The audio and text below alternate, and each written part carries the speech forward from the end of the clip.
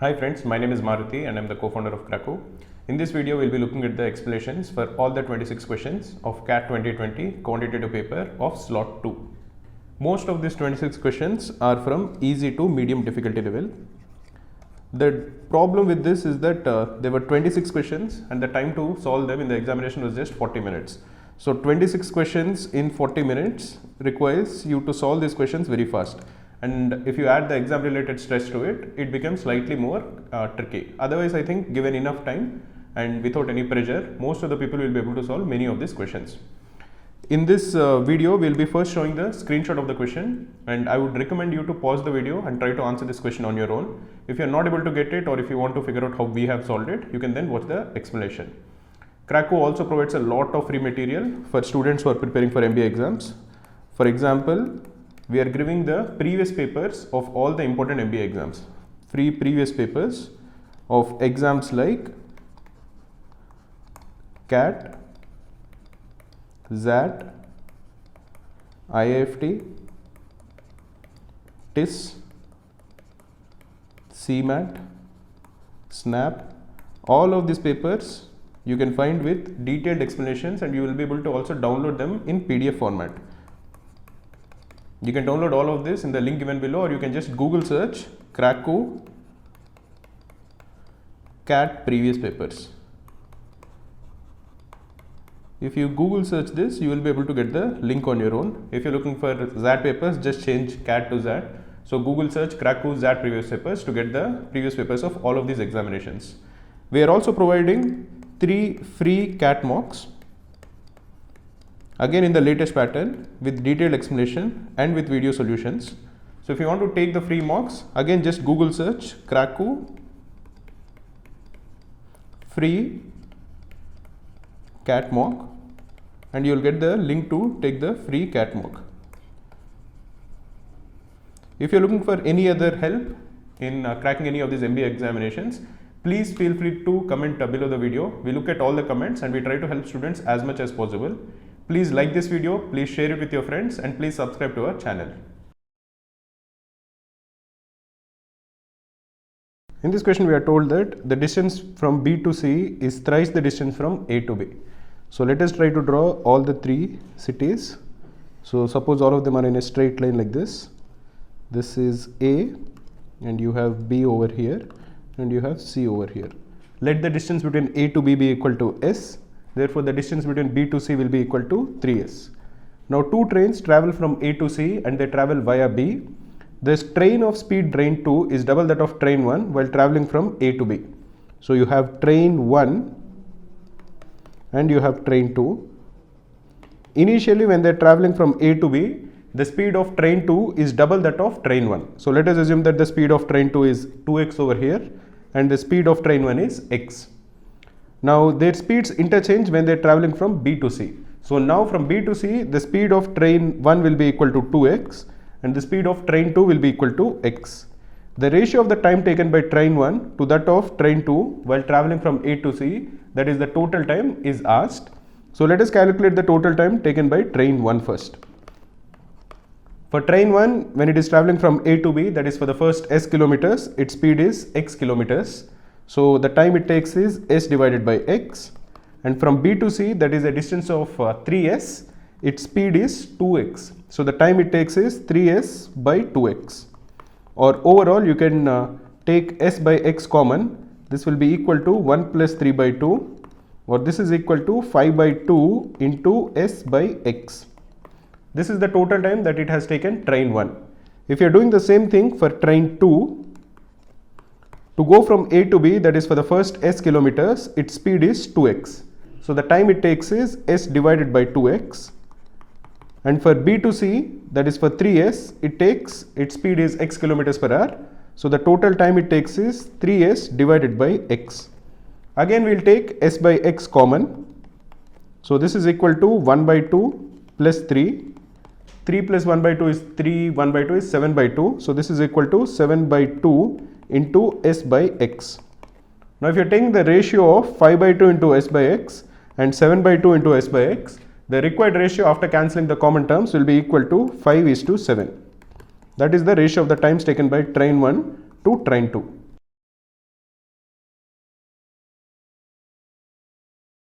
In this question, it is given that John takes twice as much time as Jack to finish a job. So let us assume that there is John and there is Jack. If Jack is doing 2 units of work every day, the amount of work done by John in one single day will be 1 unit. It is also given that Jack and Jim together, Jim is another person, they take 1/3 of the number of days that is taken by John to finish the job. This would imply that Jack and Jim are 3 times as efficient as John alone. So the amount of work that is done by Jack and Jim together will be 3 units of work per day. But out of these 3 units, Jack alone will do 2 units. So the work done by Jim alone will be 1 unit of work per day. It is also given that John takes 3 days more as compared to all 3 of them working together to finish the job.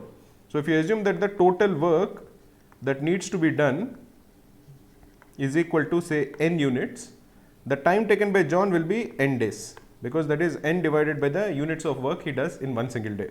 And the amount of work done by Jack will be n divided by 2 units of work that he is going to do every day. Now if all 3 of them are working together, John plus Jack plus Jim, what is the total units of work that they do in one single day? It will be 1 plus 2 plus 1. So that is 4 units of work per day. So what is the number of days that they will take to finish the job? It will be n divided by 4. What is told to us is that n minus n by 4 is equal to 3. Or this would imply that 3n by 4 is equal to 3, or the value of n is equal to 4. So the total units of work that needs to be done is 4 units. We are required to find out the number of days that it takes Jim to finish this job. In one day, Jim does 1 unit of work. There is a total of 4 units. So Jim alone will finish the work in 4 days.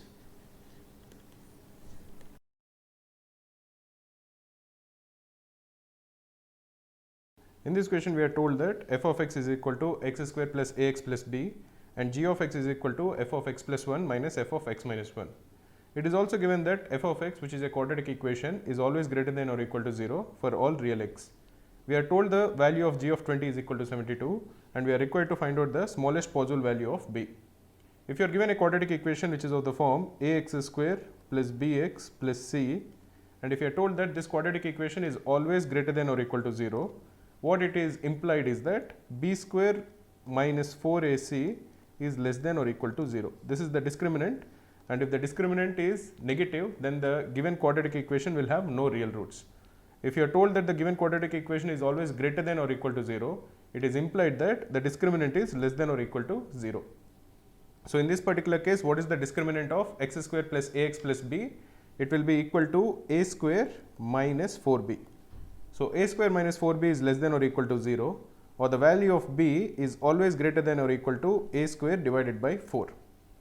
Now we are told that g of x is equal to f of x plus 1 minus f of x minus 1. What is the value of f of x plus 1? This is equal to x plus 1 whole square plus a into x plus 1 plus b. And what is the value of f of x minus 1? This is equal to x minus 1 whole square plus a into x minus 1 plus b. If you are subtracting one from the other, that is f of x plus 1 minus f of x minus 1, this is equal to g of x. This is equal to x plus 1 minus x minus 1 whole square. That is equal to 4x plus ax plus 1 minus a of x minus 1. So this will equal plus 2a, and b will get cancelled. So g of x is equal to 4x plus 2a. We are told that g of 20 is equal to 70. So the value of g of 20 is equal to 4 times 20 plus 2a, or this is equal to 2a plus 80. This we are told is equal to 72, or the value of a is equal to minus 8 divided by 2, which is equal to minus 4. Now we are asked to find out the smallest possible value of b. We know that b is always greater than or equal to a square by 4, and the value of a is minus 4. So b is always greater than or equal to minus 4 whole square, that is 16 divided by 4, which is equal to 4.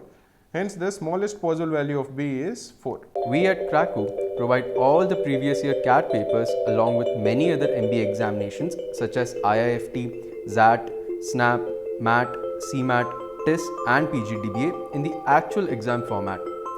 You can attempt them as a test and get a detailed analysis of your performance or download them as PDFs. In this question, it is mentioned that for the same principal amount, the compound interest for 2 years at 5% per annum exceeds the simple interest for 3 years at 3% per annum by 1125, and we are required to calculate the principal amount. So let us first calculate the compound interest. Let us assume that the principal is P in both the cases. And what is the compound interest for 2 years at 5% per annum? The compound interest will be equal to P into 1 plus R by 100, that is 5 by 100 whole square minus P. P into 1 plus 5 by 100 whole square will be the amount, and if you subtract the principal from it, you will get the compound interest. This is equal to P into 1 plus 5 by 100 is 1 plus 1 by 20, which is equal to 21 by 20 whole square. So that is 21 by 20 into 21 by 20 minus P. This is equal to 441 by 400 P minus P. This is equal to 41 P by 400. So the compound interest for 2 years at a compound interest rate of 5% per annum will equal 41 P by 400 when the principal is P. And what is the simple interest for 3 years at 3% per annum? The simple interest will be equal to P into R, which is 3, into the time period, which is also 3, divided by 100. So this will equal 9P by 100. What we are told is that 41P by 400 minus 9P by 100 is equal to 1125, or 41P by 400 minus 9P by 100 is equal to 1125. 41P by 400 minus 9P by 100 will be equal to 5P by 400. This is equal to 1125. You can cancel 5, you can divide 1125 by 5, this will equal 225. So the value of P is equal to 225 into 400, which will equal 90,000.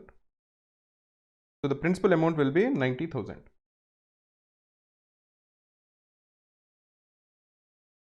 In this question, it is given that C is a circle and the radius of the circle is 5 meters and it has a center at O. So let us assume that this is the circle C and let the center be over here.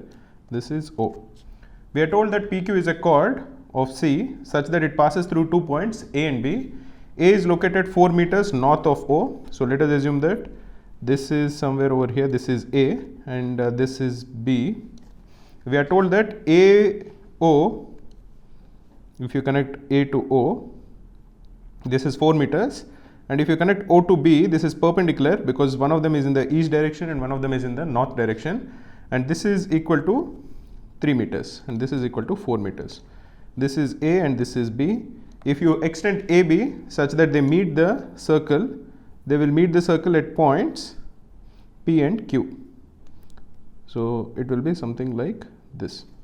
Now what we are supposed to calculate is the length of PQ. So to calculate the length of PQ, or basically the length of a chord, if we can identify the distance of the chord from the center, we can easily identify the length of the chord because we know the radius of the circle.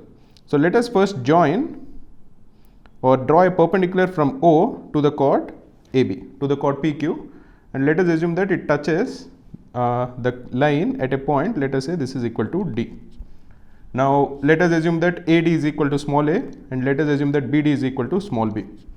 Because the lines AO and BO are perpendicular to each other and their lengths are equal to 3 and 4, they are part of a right angle triangle, and therefore the length of AB, which is equal to small a plus b, will equal square root of 3 square plus 4 square, because this is a right angle triangle, and that will equal 5, or the value of a plus b is equal to 5. Let us assume that the length of OD, which is the perpendicular from O to AB, is equal to small d.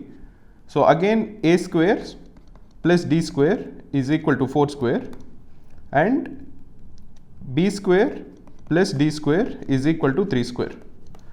Now we can subtract one equation from the other. Therefore a square minus b square is equal to 4 square minus 3 square, that is 16 minus 9, which is equal to 7.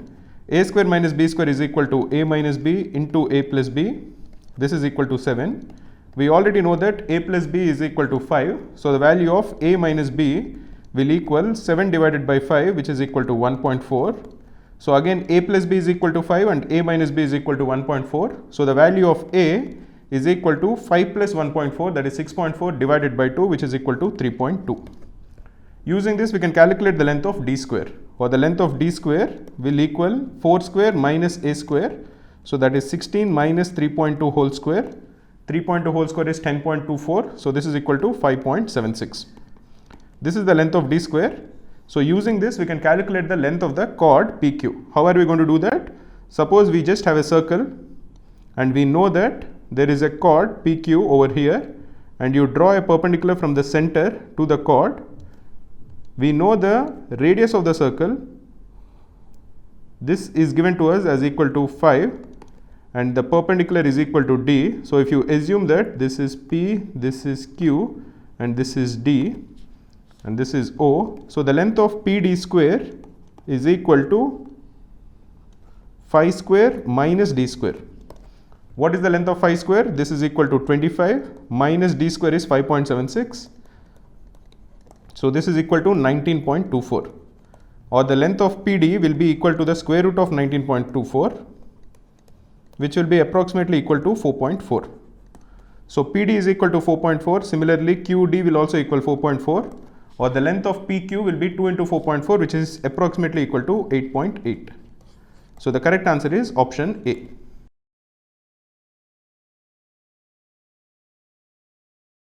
In this question it is told that car A beats car B by 45 kilometers in a car race.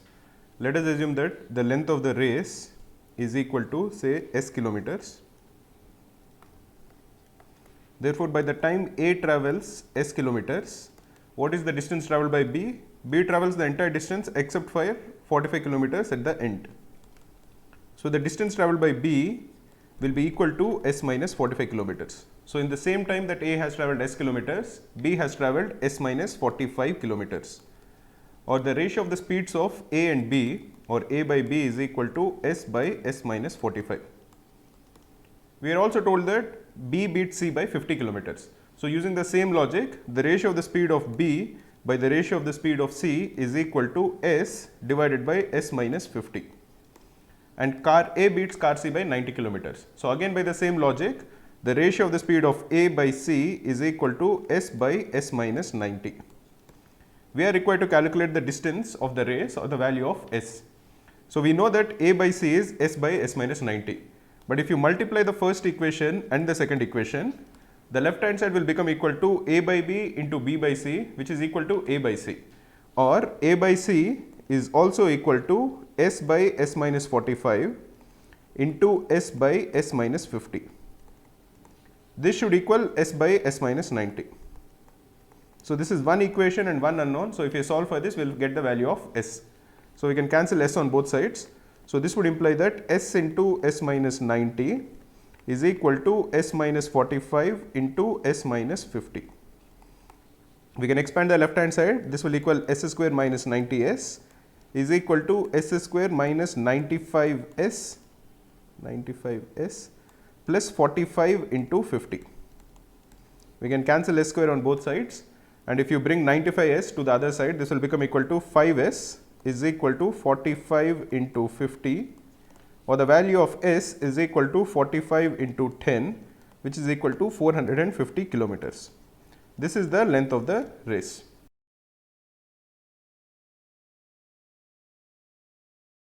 In this question, we are asked to find out how many 4-digit numbers are there which are greater than 1000, such that all the 4 digits are distinct and they have 1 7 and 1 3, such that 7 comes before 3. So let us consider two cases. We have a 4-digit number. Now the first case is that the first digit is 7 and 3 comes somewhere in the remaining 3 digits, and the second case is that the first digit is not 7, and because 3 cannot come before 7, the first digit cannot even be 7 or 3, it is some other number, and 7 and 3 will come in this 3 remaining digits. So let us look at the first case. This is case 1. If 7 is the first digit, we have to select a place for 3. It can be any of the remaining 3 places. So we can choose the place for 3 in exactly 3 ways. and once we choose the place for 3, suppose we have chosen this to be the third digit, then we can choose the second digit and the fourth digit in exactly, because it can't be 7 or 3, it can be 8 into 7. The remaining 2 digits can be selected in 8 into 7, that is 56 ways. So the total number of ways is 3 into 8 into 7, which is equal to 168 ways. This is the first case in which 7 is the first digit. Now if you are considering the second case where 7 is not the first digit cannot be 7, it cannot be 3, and it cannot even be 0, because it is a 4-digit number which is greater than 1000. So the first digit can be selected in exactly 7 ways. It can be any of the remaining 7 digits. We can select the places for 7 and 3 in exactly 3C 2 ways.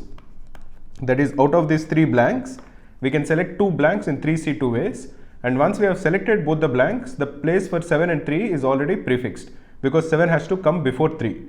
For example, if you have chosen the 2 blanks to be the second digit and the third digit, then the second digit has to be 7 and the third digit has to be 3. That is, once we have selected the 2 blanks, there is no ordering again in place, because 7 has to come ahead of 3.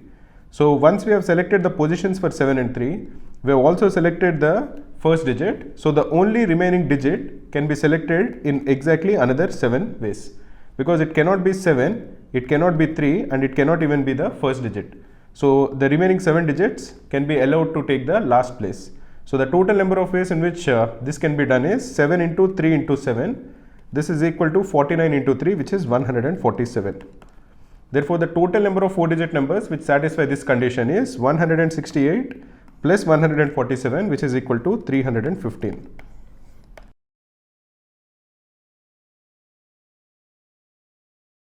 In this question, we are told that the sum of the perimeters of an equilateral triangle and a rectangle is 90 centimeters. So we have an equilateral triangle, something like this, and we have a rectangle. Let us assume that it is like this. We are told that the sum of these two perimeters is 90 centimeters. We are also told that the area of the triangle, if it is considered to be T, and the area of the rectangle, if it is equal to R, share the relationship R is equal to T square. We are also told that the sides of the rectangle are in the ratio 1:3. So let us assume that the sides of the rectangle are B and 3B. This is 3B, this is 3B, and this is B. And let us assume that each side of the equilateral triangle is, say, small a. So this is A, and A. Now we are required to find out the length of the longer side of the rectangle. That is, we are required to calculate what is the value of 3B. We are given one relationship. We are told that the areas of the rectangle will be equal to 3B into B, so that is equal to 3B square. This is the value of R. This is equal to T square. What is the area of the triangle? That is equal to root 3 by 4 A square. This is the value of T, but because R is equal to T square, that would imply that 3B square is equal to root 3 by 4 A square into root 3 by 4 A square.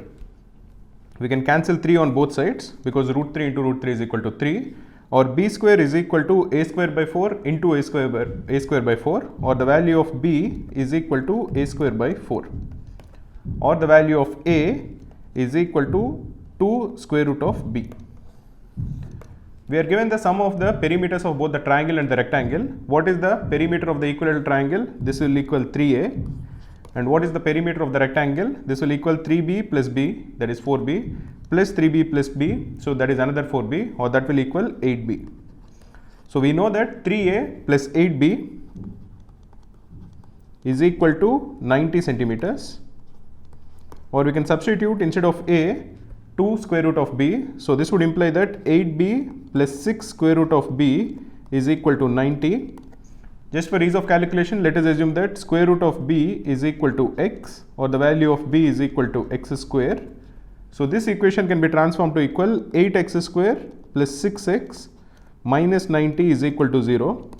This is a quadratic equation. We can divide the quadratic equation by 2 because all the coefficients are even numbers.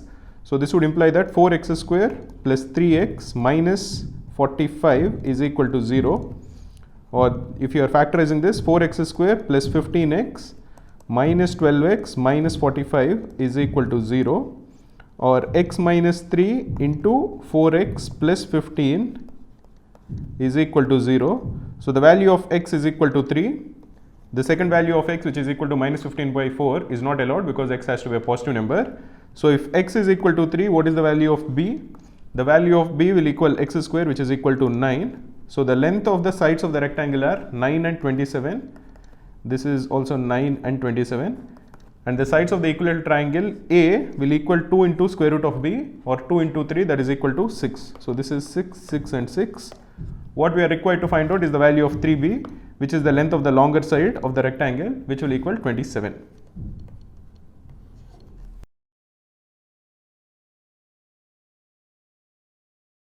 In this question, we are told that a sum of money is split between Amal, Sunil and Mita such that the ratio of the shares of Amal and Sunil is 3:2. So we have Amal and Sunil. Let us assume that Amal received 3x, then Sunil would have received 2x.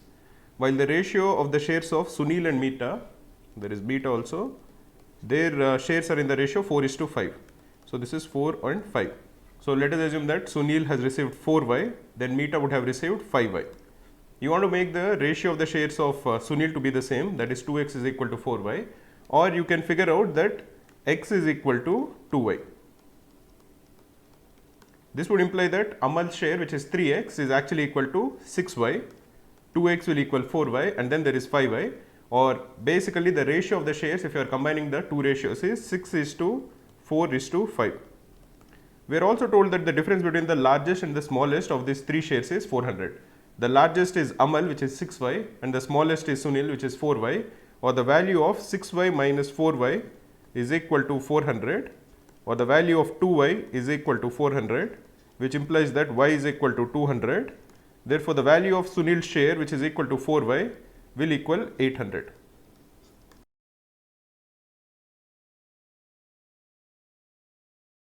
In this question, we are told that 1 is less than a, which itself is less than or equal to b, and we are given an expression and we are asked to find out which of the four given options cannot be the value of the given expression. If you are looking at the expression, it will equal log of a by b to the base a plus log of b by a to the base b.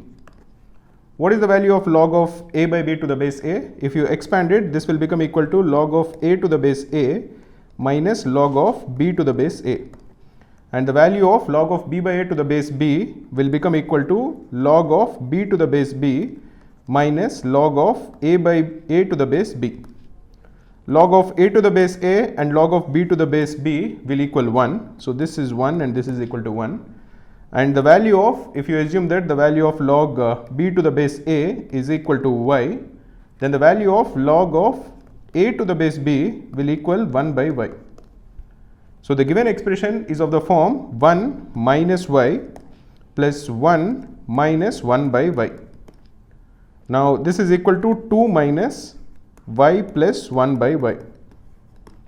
We are told that both a and b are greater than 1. So the value of y and 1 by y, both of them are greater than equal to 0. Greater than 0. So if both of them are greater than 0, then the value of y plus 1 by y will always be greater than or equal to 2.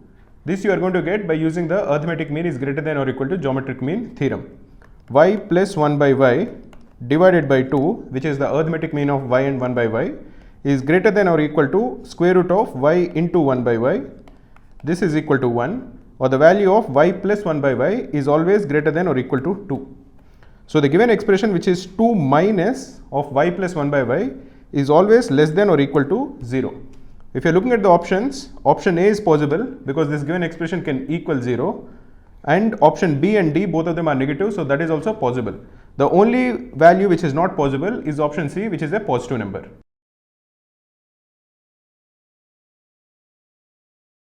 In this question, it is told that students in a college have to choose at least 2 subjects from chemistry, maths and physics. We are told that the number of students who are choosing all the 3 subjects is 18, and we are also given some information about the number of students who chose mathematics and the number of students who chose physics. So clearly this is a Venn diagrams question because there is an overlap between the different parameters or the different subjects that a student can choose. So let us draw 3 circles. Each of this circle will represent the number of students who like a particular subject. So let us assume that this is mathematics, this is chemistry, and this is a physics. We are told that each of the student likes at least 2 subjects. So the number of students who like only maths is 0. The number of students who like only chemistry and only physics is also 0.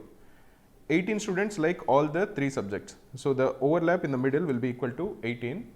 We are told that the number of students who like mathematics is 23. So if you assume that the number of students who like maths and chemistry but not physics is equal to A, the number of students who like maths and physics but not chemistry will have to equal 23 minus 18 plus A. So this will equal 5 minus A. So the number of students who like only mathematics and physics is equal to 5 minus A. We are also told that the number of students who like only physics is 25. So if you are trying to identify the number of students who like chemistry and physics but not maths, that will equal 25 minus 18 plus A. This will be the number of students who like maths and physics but not chemistry plus the number of students who like all the 3 subjects plus the number of students who like chemistry and physics but not maths. The sum of these 3 should equal 25. So if you assume that this is equal to say x, then 5 minus A plus 18 plus x is equal to 25, or you can calculate the value of x to be equal to A plus 2. So just for ease, let us remove this and write A plus 2 over here. Now what are the different values that A can take? You want all the numbers in each of these areas to be greater than or equal to 0, because you don't have negative human beings. So A has to be greater than or equal to 0, A plus 2 also has to be greater than or equal to 0, and 5 minus A also has to be greater than or equal to 0, or A itself has to be less than or equal to 5. So the value of A will vary from 0 to 5, both of them included. And we are asked to find out the smallest possible number of students who could choose chemistry as one of their subjects.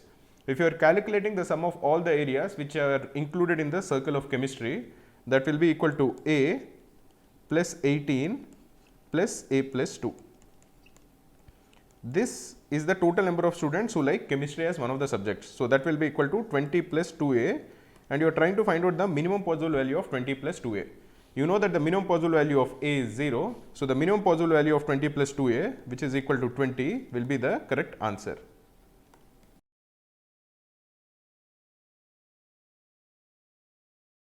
In this question, we are told that there is a group of 10 students and the mean of the lowest 9 is 42, while the mean of the highest 9 is 47.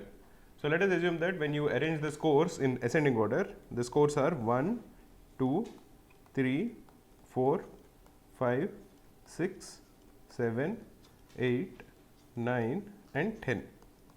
What is told to us is that the mean of the lowest 9 is equal to 42. So what is the sum of this 49 scores? This 9 scores, it will be 42 into 9, which is equal to 378. And the mean of the highest 9 is 47. So if you sum up the highest 9 scores, the sum will be equal to 47 into 9. What is the value of 47 into 9? That will be 470 minus 47, which is equal to 423. So this is equal to 423. Or essentially what it is being told is that the highest score minus the lowest score will equal 423 minus 378. That is, the highest score minus the lowest score is equal to 423 minus 378, which is equal to 45. Now we are told that for the group of all the 10 students, what is the maximum possible score and what is the minimum possible score and what is the difference between those two. So we know that the 10th highest score minus the least highest score is equal to 45, or the 10th highest score is equal to 45 plus the least highest score. Now what is the minimum value of the least highest score? First let us try to calculate the maximum value. Because the mean of the smallest 9 is equal to 42, the lowest score cannot exceed 42. Because if it exceeds 42, all the scores which are above it will also be greater than 42, and hence the mean itself will be greater than 42. The maximum possible value of the least score is equal to 42. So the maximum possible value of the highest score is equal to 42 plus 45, which is equal to 87. Therefore, what is the maximum possible value of the sum? The maximum possible value of all the 10 scores will be equal to 378, which is the sum of the lowest 9 scores, plus 87. So that will be equal to 465. And the maximum value of the average is equal to 46.5. Now let us try to identify what is the minimum possible sum and minimum possible average. If you are trying to find out the minimum possible sum, for the 10th highest score or the highest score, you know that the sum of the average of the highest 9 scores is equal to 47. So the 10th highest score cannot be equal to, or basically the highest score cannot be less than 47, because if this score is less than 47, then all the scores to the left of it will also be less than 47, and hence the sum of all of these scores will also be less than 47. The average will be less than 47. This is not possible. So the minimum possible value of the highest score will equal 47. And in this case, what is the minimum possible value of the lowest score? That will be 47 minus 45, which is equal to 2. And in this particular case, what is the minimum value of the sum? The minimum value of the sum, again like we have done earlier, will be 378, which is the sum of the 9 scores which are other than the highest, plus the minimum value of the 10th highest score, which is equal to 47. This is equal to 425, and the average min will equal 425 divided by 10, which is 42.5. So if you are looking for the difference between the mean of the maximum possible mean minus the minimum possible mean, that is 46.5 minus 42.5, which is equal to 4.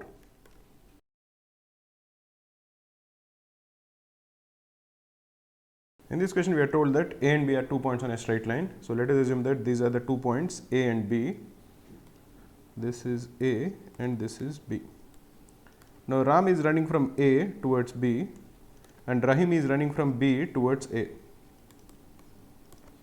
Now after crossing each other, both of them reach their destinations in 1 and 4 minutes respectively. So let us assume that they meet at a point C.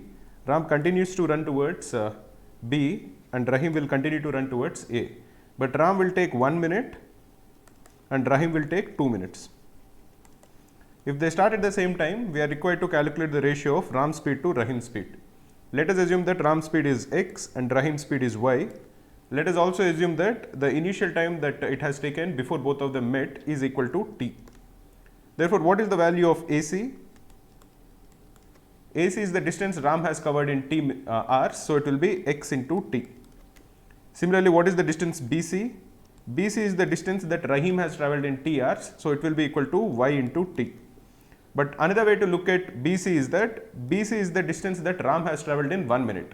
So this is also equal to x into t by x into 1 by 60, because this is the distance that Ram has run in 1 minute. Similarly, another way to look at AC is that this is the distance run by Rahim in 4 minutes, not 2 minutes. It is the distance run by Rahim in 4 minutes. So the length of AC is equal to y into 4 by 60. So x into t is equal to y into 4 by 60. Y into t is equal to x into 1 by 60. We are required to calculate the ratio of x by y. So what we'll do is we'll divide one equation by the other equation. So the left hand side becomes equal to xt divided by yt, which is equal to x by y. This is equal to the right hand side, which will equal 4y divided by x, because the denominator 60 will get cancelled on both sides. So now if you cross multiply, you are going to get that x square by y square is equal to 4, or the value of x by y is equal to 2. So the ratio of their speeds is equal to 2.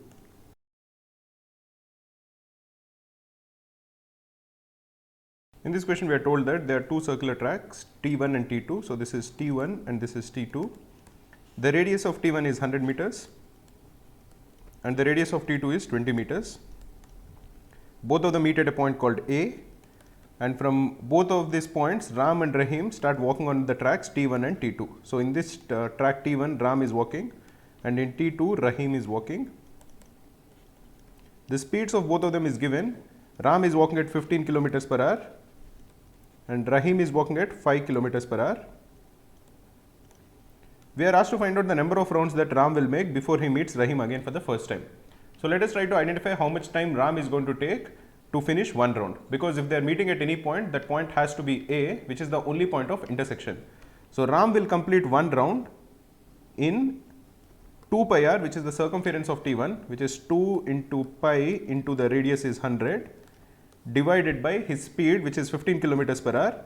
We'll convert that into meter per second. So this is equal to 2 pi into 18 by 5 into 100 divided by 15. 100 divided by 15 is equal to 20 by 3. For the sake of this question, we need not simplify 2 pi into 18 by 5. So let us consider that to be equal to a constant k. So Ram will complete one round in 20 by 3k seconds. Similarly, one round will be completed by Rahim. This is Ram. In how much time? By the same logic, it will be 2 into pi into the radius of T2 is 20 meters divided by his speed is 5 into 5 by 18. This is again equal to 2 pi into 18 by 5 into 20 divided by 5, that is equal to 4. As we have said earlier, let us consider this number, that is 2 pi into 18 by 5 to be the constant k. So this will equal 4k seconds. So Ram is going to complete his first round after 20 by 3k. He'll complete the second round after 40 by 3k seconds, and he'll complete the third round after 20 by 3 into 3, that is 20k seconds. So now let us look at Rahim's completion of his rounds. He'll complete the first round after 4k, he'll complete the second round after 8k, he'll complete the third round after 12k, he'll complete the fourth round after 16k, and he'll complete the fifth round after 20k. So if you see the list of numbers in both the series, the first overlap occurs at 20k seconds. So both of them meet at 20k seconds, and by this time, how many rounds did Ram complete? Ram has completed 1, 2 and 3 rounds. So the correct answer is 3. In this case, because of some ambiguity in the phrasing, CAT has given both 2 as well as 3 as the correct answer, but in our opinion, the more appropriate answer is 3.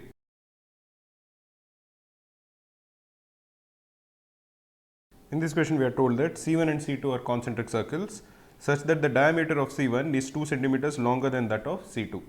So let us first draw two concentric circles. This is the smaller circle, so let us assume that this is C2, and this is the larger circle, so let us assume that this is C1.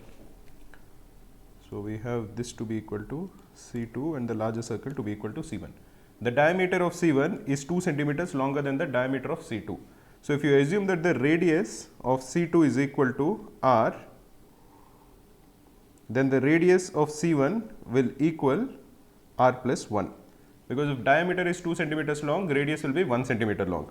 We are also told that if you draw a tangent to C2, such if you draw a chord of C2 which such that it is a tangent to C1, and if the length of the chord of C1 is 6 centimeters, this is tangent to C2, we are required to calculate the diameter of C1. So let us name some points. Let the center of both the circles be equal to O. Let these points be equal to AB and the point of the tangent be equal to C. As OC is a tangent to C2, it will be perpendicular to the chord AC. We know that the length of AB is equal to 6 centimeters. So therefore, the length of AC, which will be the midpoint, will be equal to 3 centimeters.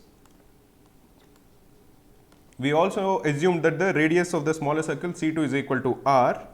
Therefore, the radius of the longer circle will be equal to R plus 1. Because as we have discussed earlier, if diameter is 2 centimeters longer, radius will be 1 centimeter longer. So if you just look at the triangle OAC, this is a right angle triangle. One of the non-hypotenuse sides is equal to R centimeters, the other non-hypotenuse side is equal to 3 centimeters, and the length of the hypotenuse is equal to R plus 1. In any right angle triangle using Pythagoras theorem, you have the square of the sum of the non-hypotenuse sides will be equal to the square of the hypotenuse side. Or in this particular case, R square plus 3 square will equal R plus 1 whole square. You can simplify this. This is equal to R square plus 9 is equal to R square plus 2R plus 1. You can cancel R square on both sides. Therefore, 2R will equal 8, or the value of R is equal to 4. Now, what are we asked to find out? We are asked to find out the diameter of C1.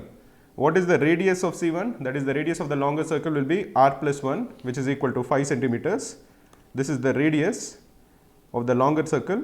Therefore, the diameter will equal 5 into 2, that is 10 centimeters, which is the answer. The secret to crack CAT is taking a lot of mocks. If you simply Google Kraku free CAT mocks, you can find 3 mocks in the latest exam pattern. You can attempt them and get a detailed analysis of your performance along with comprehensive explanations to each question. In this question, we are told that Anil bought 12 toys and marked each one of them at the same selling price. So let us assume that the mark price of each toy is equal to M, and out of this he sells 8 toys at a discount of 20%. So out of this 12 toys, 8 of them he sold at a selling price of 0.8 M because he gave a discount of 20%. And then the remaining 4 toys he sold at an additional discount of 25%. So what is the final selling price of these 4 toys? It will be 0.8 M into 0.75, which is equal to 0.6 M. So 8 toys he sold at 0.8 M and the 4 remaining toys he sold at 0.6 M. Now overall he gets a total of 2112 rupees, which makes a profit of 10%. So if you are calculating what is the total amount that he has received, it will be 8 into 0.8, which is equal to 6.4 M, and 4 into 0.6 M, which is equal to 2.4 M. This is equal to 8.8 M. This we are told is equal to 2112, or the value of M is equal to 2112 divided by 8.8. You can calculate this, or you can write 8.8 as into 10 and divided by 88. You can divide the numerator and denominator by 11, so this will become equal to 8 and this will become equal to 192. This is equal to 24 times 8. So the marked price is rupees 240. This was what he originally wanted to sell before giving any of these discounts. We are also told that 2112 he made a profit of 10%. So we can also calculate the cost price. What is the cost price? If the selling price is 2112 and this gave him a profit of 10%, the cost price of the 12 toys will be 2112 divided by 1.1, or this is equal to 2112 into 10 divided by 11. This is again equal to 192. This is equal to 1920.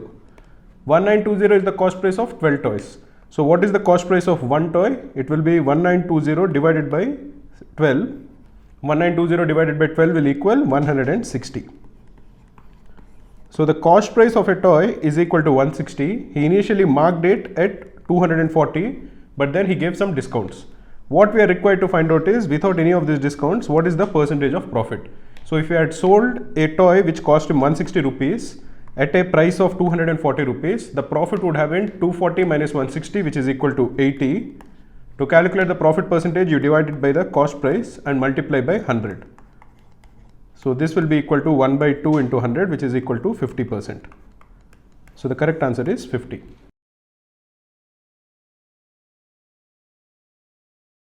In this question, we are asked to find out the number of integers that satisfy the equation x square minus 5x plus 7 to the power x plus 1 is equal to 1.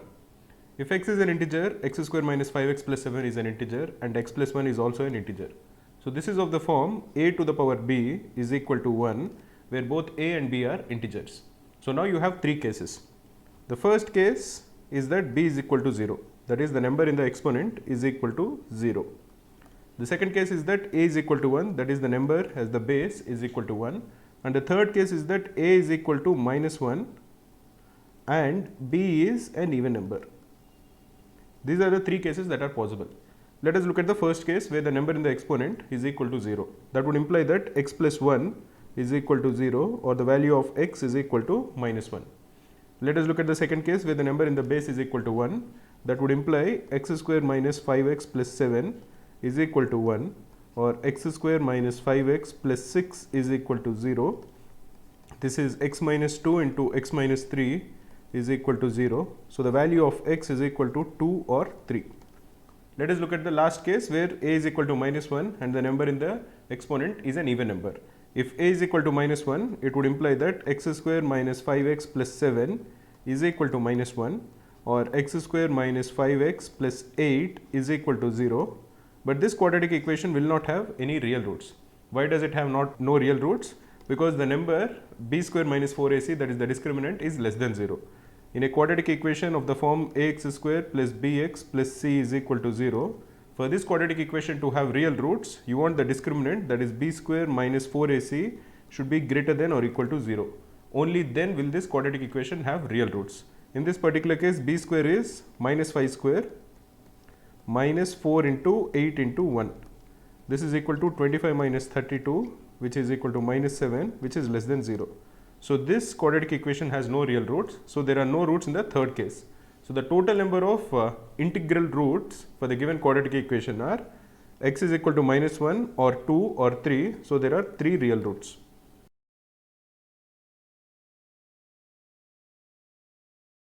In this question we are told to find out the number of pairs of integers x and y such that x is greater than or equal to y is greater than or equal to minus 20 and 2x plus 5y is equal to 99. So let us try to first figure out what are the boundaries for y.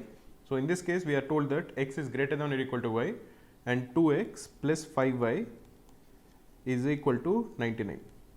So if 2x plus 5y is equal to 99 and x is greater than or equal to y, if we replace y in place of x over here, 2y plus 5y will be less than or equal to 2x plus 5y because y is less than or equal to y. So 7y will be less than or equal to 99, or y will be less than or equal to 99 divided by 7, which is equal to just 14.14, but because y is an integer, y will be less than or equal to 14.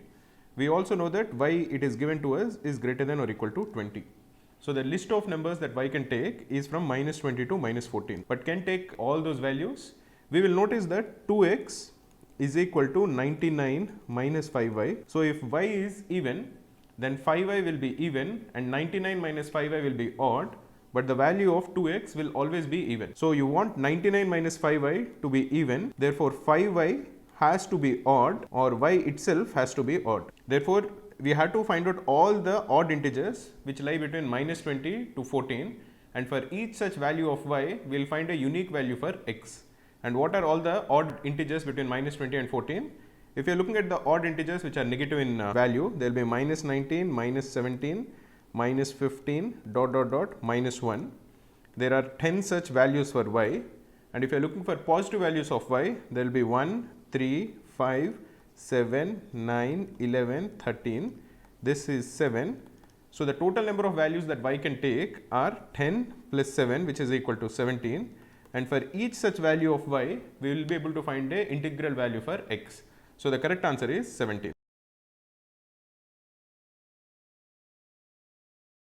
In this question, it is given that there is an interior point in an equilateral triangle, and from that point perpendiculars are drawn to all the three sides. The sum of the lengths of these three perpendiculars is given to be equal to s, and we are required to calculate the area of the equilateral triangle. So let us assume that this is the equilateral triangle. Let the three vertices be equal to a, b and c, and let the side of the equilateral triangle be equal to p.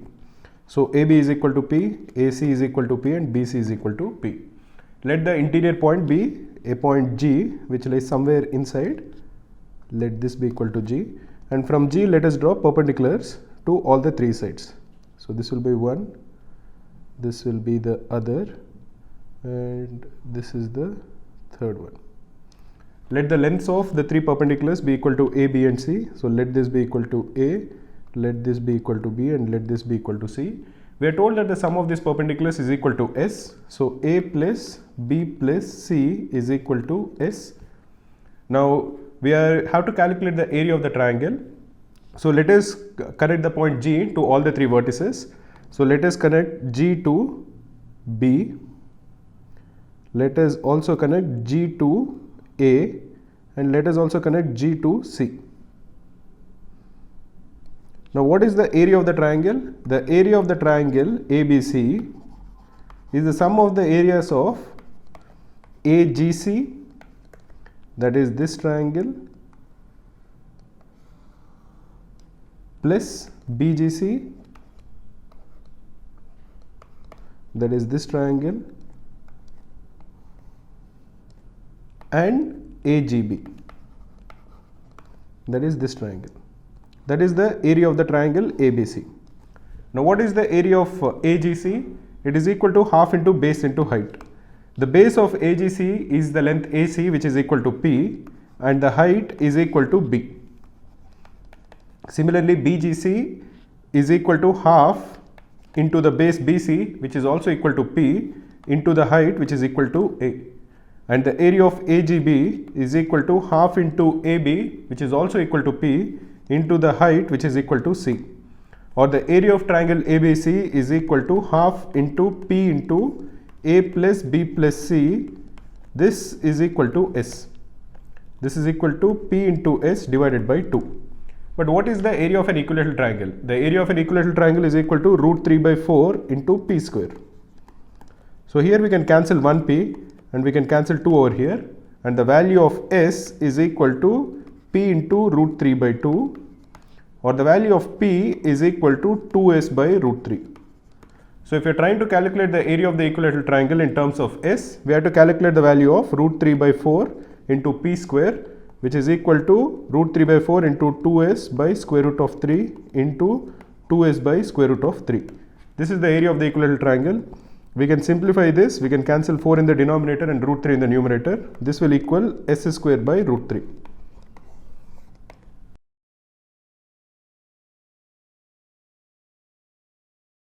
In this question, we are told that the mth and the nth term of a geometric progression are 3 by 4 and 12 respectively, where m is less than n.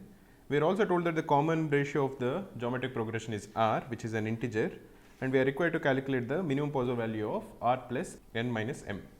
So we are told that the mth term is 3 by 4. So let us assume that the first term of the geometric progression is a, and the common ratio is given to be equal to r.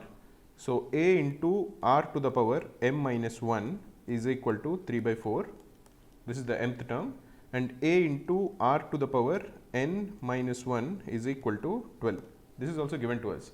So if you look at what is given to us, and if you are comparing the second equation and the first equation, we can separate r to the power n minus 1 as r to the power m minus 1 into r to the power n minus m. So the second equation, that is a into r to the power n minus 1, is equal to a into r to the power m minus 1 into r to the power n minus m. We know that r to the power m minus 1 into a is equal to 3 by 4. So this would imply that 3 by 4 into r to the power n minus m is equal to 12, or the value of r to the power n minus m is equal to 16.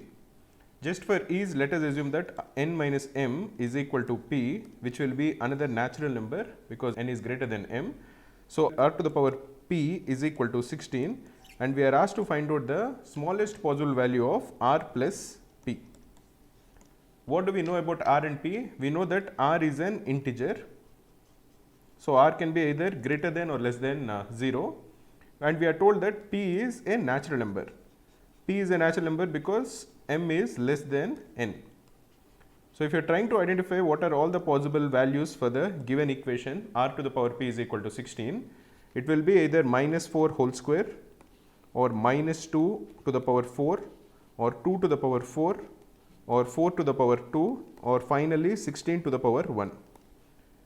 We can express 16 as a integer to the power of a natural number in these different ways, and in each of the case, if you are calculating the value of r plus p, in the first one it is minus 4 plus 2, which is equal to minus 2. In the second case, it is minus 2 plus 4, which is equal to 2. In the third case, it is 2 plus 4, which is equal to 6, and 4 plus 2 is also equal to 6, and finally 16 to the power 1, the sum will be equal to 17. Of this, the minimum possible value is minus 2. So the smallest possible value of r plus n minus m is equal to minus 2 when r is equal to minus 4 and n minus m is equal to 2. So the correct answer is minus 2.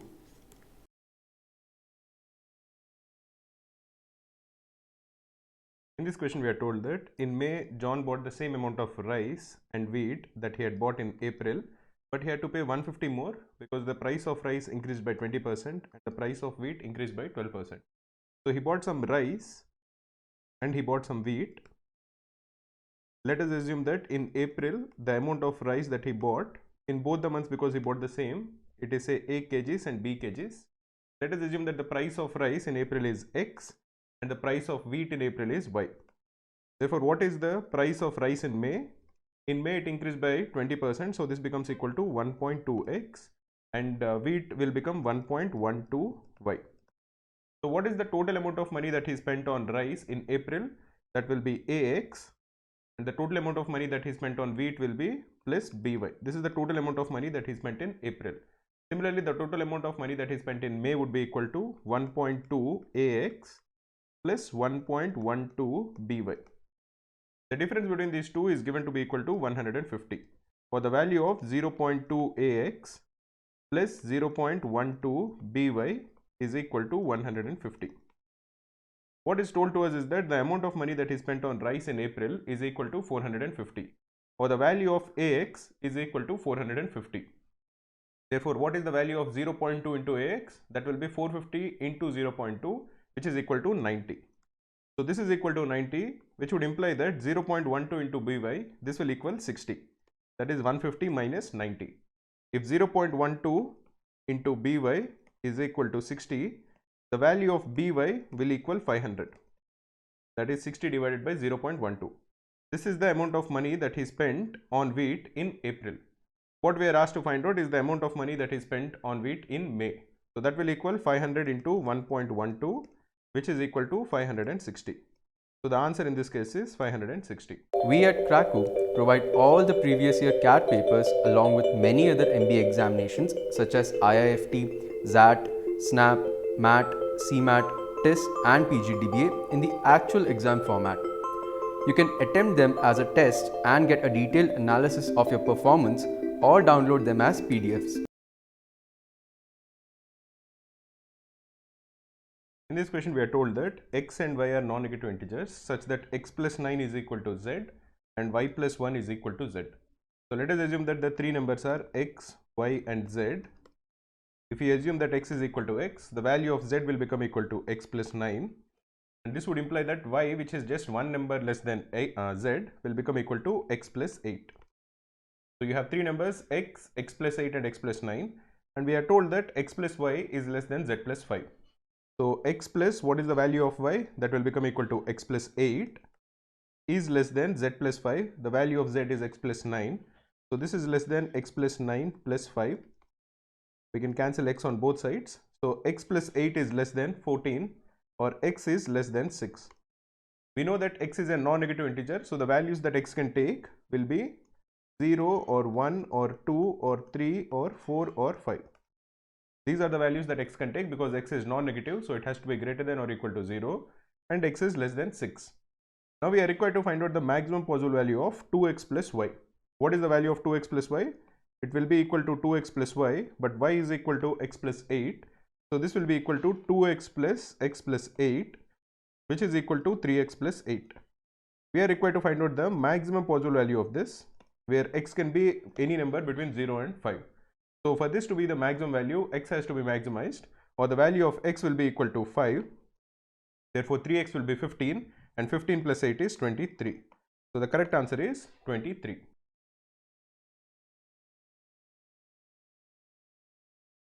In this question, we are told that Aaron bought some pencils and sharpeners, and spending the same amount of money as Aaron, Aditya bought twice as many pencils and 10 less sharpeners.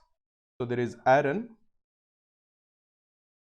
there are pencils and there are sharpeners. So let us assume that Aaron has bought A amount of pencils and B amount of sharpeners, and let Aditya buy, because he bought twice as many pencils, he has bought 2A number of pencils and B minus 10 sharpeners. Now let us assume it is also given that the cost of one sharpener is 2 rupees more than the cost of a pencil. So let us assume that the cost of a pencil is x, therefore the cost of a sharpener will be x plus 2. Therefore what is the total amount of money spent by Aaron? It will be the number of pencils he bought into the price of a pencil, which is ax, plus the number of sharpeners he bought into the price of a sharpener, that is b into x plus 2. This is the same as the amount of money spent by Aditya. So that will equal 2a into x plus b minus 10, which is the number of sharpeners that he bought, into the price of a sharpener, which is x plus 2. So if you expand on both sides, you can cancel 1a of x, and this 2a of x will become equal to ax, and b into x plus 2 will become equal to bx plus 2b, and on the right hand side this will become equal to plus b minus 10 into x plus 2 is bx minus 10x plus 2b minus 20. You can cancel bx on both sides, you can cancel 2b on both sides. Therefore the value of ax minus 10x is equal to 20. Or if you are trying to find out the value of a will equal 20 divided by x plus 10, where x, as we have assumed, is the price of a pencil. Now what we are required to calculate is the minimum possible number of pencils that are bought by Aaron and Aditya together. Aaron bought a number of pencils and Aditya bought 2a number of pencils. So the total number of pencils bought by both of them is equal to 3a, and we are trying to minimize this. So to minimize 3a, we have to minimize a. So what is the minimum possible value of a? Because a is equal to 20 by x plus 10, the value of x has to equal 20, which is the largest factor of 20. So the minimum possible value of A will equal 20 by x, which is equal to 1, plus 10, which is equal to 11. So the minimum possible number of A is 11. So the minimum possible value of 3A will equal 33. That is the answer.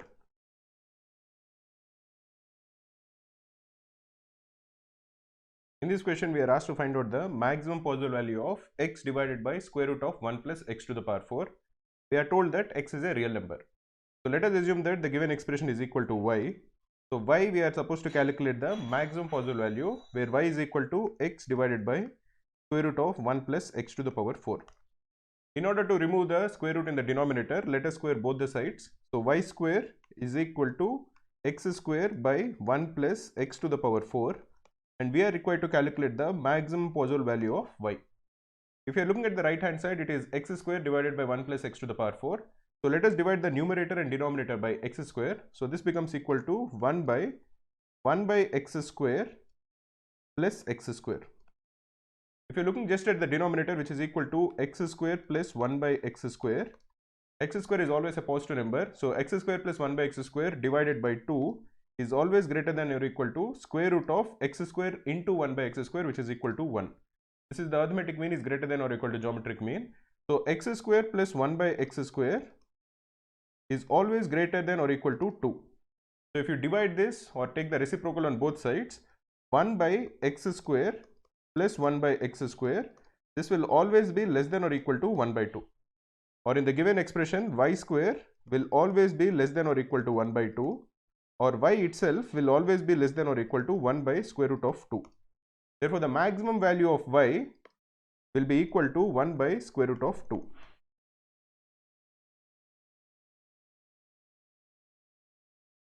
In this question, we are asked to find out the number of ways we can get a pair of integers x comma a.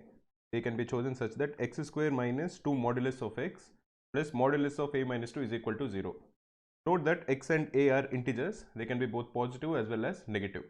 So what we'll do is quite simple. We'll assume that modulus of x is equal to y. So y is greater than or equal to 0. And we'll assume modulus of a minus 2 is equal to p, which is also greater than or equal to 0. Then we'll try to find out the different values for y and p which satisfy the given equation. And based on it, we'll find out the different values of x and a which will satisfy the same equation. So in terms of y, the given equation will transform to y square minus 2y plus p is equal to 0. We have p which is greater than or equal to 0, and we have y which is greater than or equal to 0. This is a quadratic equation, and for the quadratic equation to have real roots, the discriminant should be greater than or equal to 0. The discriminant is the coefficient of y whole square, that is 4, minus 4 times the constant term which is p into the coefficient of y square. So 4 minus 4p should be greater than or equal to 0, or p should be less than or equal to 1. Note that in any quadratic equation which is of the form ax square plus bx plus c is equal to 0, this quadratic equation will have real roots if and only if b square minus 4ac is greater than or equal to 0. Therefore, we want p to be less than or equal to 1. So now we have two cases. P is both an integer, and as we have discussed earlier, p has to be greater than or equal to 0. So the first case is that p is exactly equal to 0, and the second case is that p is exactly equal to 1. These are the only two positive integers for which will satisfy the fact that modulus of a minus 2 is greater than or equal to 0. If p is equal to 0, modulus of a minus 2 is equal to 0, or a minus 2 is equal to 0, or a will be exactly equal to 2. Now what is the possible values for x? If p is equal to 0, then y square minus 2y is equal to 0, or the value of y is equal to 2, or y is equal to 0. If y is equal to 0, it would imply that modulus of x is equal to 0, or x will equal 0. If y is equal to 2, it would imply that modulus of x is equal to 2. So x can be either 2 or x can be equal to minus 2. So in this particular scenario, what are the total possible cases? X can take any one of these three values, and a can take exactly one value. So the total number of cases is 3 in this particular scenario. Let us look at the second case where p is equal to 1. If p is equal to 1, then modulus of a minus 2 is equal to 1, or a minus 2 is either equal to 1 or a minus 2 is equal to minus 1. Therefore, A is either equal to 3 or A is equal to 1. So here we have two possible values for A. Now what is the scenario for X? If P is equal to 1, y square minus 2y plus 1 is equal to 0, or y minus 1 whole square is equal to 0, or y will exactly equal 1. If y is equal to 1, modulus of x is equal to 1. So the value of x is either 1 or x is equal to minus 1. So x can take two values, it can be either 1 or minus 1. Similarly, a can take two values, it can be either 3 or 1. So the total number of cases in this particular scenario is 2 into 2, that is 4 cases. So what are the total number of ordered pairs that are possible? It will be 3 plus 4, which is equal to 7 cases. So the correct answer is 7.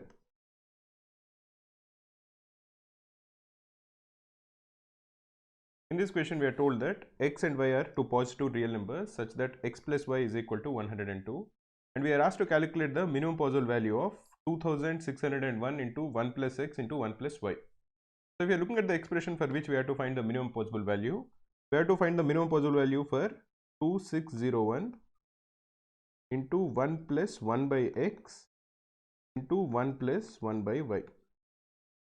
As 2601 is a constant, we can ignore it for the sake of calculating the minimum. We'll first try to identify at what value of x and y this minimum occurs. So for that, we can ignore 2601. We'll just focus on 1 plus 1 by x into 1 plus 1 by y. So over here, if you expand this, this will be equal to 1 plus 1 by x plus 1 by y plus 1 by x into y.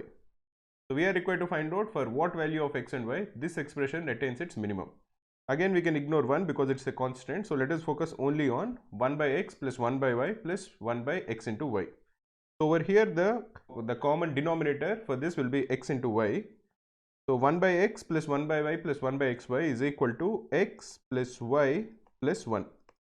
So we are required to find out the minimum possible value of this. We'll try to figure out at what value of x and y this happens. X plus y is a constant which is equal to 1 or 2. So the numerator will be equal to 103 by x into y. So we have to figure out at what value of x and y this attains its minimum, or basically we have to figure out the value of x and y at which x into y attains its maximum. Because x into y is in the denominator in the minimum expression, if we bring it to the numerator, we will have to find out the value of x and y for which x into y attains its maximum value. We know that the sum x plus y is equal to 1 or 2, which is a constant. Therefore, the product x into y will attain its maximum when x is equal to y is equal to 51. Why is this the case? Because x and y are positive real numbers, so we can use the arithmetic mean is greater than or equal to geometric mean theorem.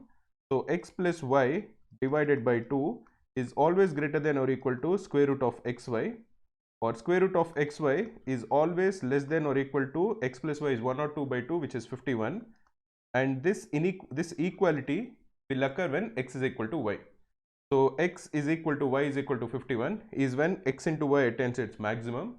Therefore, this expression 1 plus 1 by x plus 1 by y plus 1 by xy attains its minimum. So what is the value of the given expression when x is equal to y is equal to 51? That will equal 2601 into 1 plus 1 by 51 into 1 plus 1 by 51. This is equal to 2601 into 52 by 51 into 52 by 51. 2601 is 51 square, so you can cancel these two. So this is equal to 52 square, which is equal to 2704. This is the answer.